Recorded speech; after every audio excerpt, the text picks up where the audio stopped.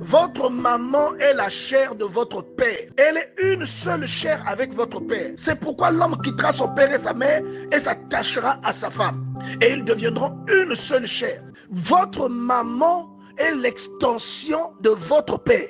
Ce n'est pas votre chair. Votre confidente numéro 1, c'est votre femme, pas votre maman. Et votre sœur est l'extension de son mari. Ce n'est pas votre extension à vous. Votre femme n'est pas en dessous de vos sœurs. Votre femme n'est pas en dessous des membres de votre famille.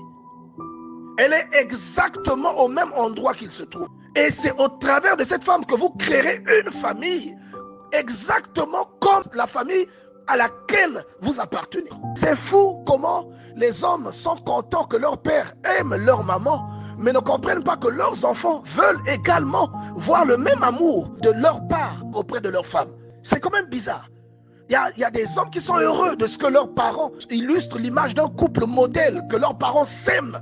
Mais ils ont du mal à comprendre que leurs propres enfants également veulent voir le même amour porté auprès de leur mère.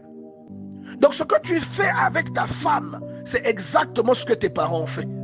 Et l'amour que ton père porte à ta mère, c'est l'amour que Dieu attend que tu portes à ta propre femme. Et il y a des hommes souvent qui portent main à leur femme, mais qui sont à l'extérieur des gros lâches, qui ne peuvent pas s'interposer pendant que quelqu'un hausse le ton sur leur femme à l'extérieur, ou qui ne peuvent pas s'interposer lorsque quelqu'un leur manque du respect devant leur femme et leurs enfants. Mais à la maison, c'est des lions.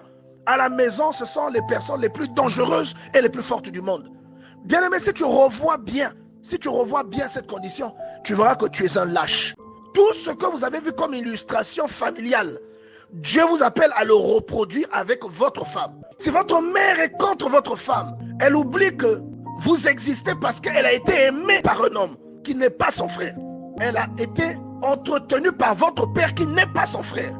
C'était le frère de quelqu'un d'autre. Il faut dire aux belles-mères que vous également, vous êtes l'enfant de quelqu'un qui a été épousé par leur enfant.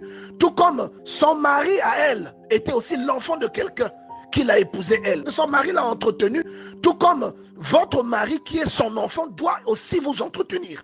Vous devez aimer les gens qui sont nés avec vous, plus que tout. Mais vous devez aimer votre femme également plus que tout. Vous êtes arrivé au monde parce que ton père, qui appartient à une famille, a épousé une femme qui appartient à une autre famille. À toi qui tapes ta femme, j'aimerais que tu revoies ce côté qui est en toi. La femme n'est pas un adversaire avec lequel tu dois te bagarrer. Va chercher un adversaire à ta taille si tu as des impulsions à la bagarre. Va chercher quelqu'un dans la rue. La femme n'est pas un makiwara. La femme n'est pas un adversaire de boxe.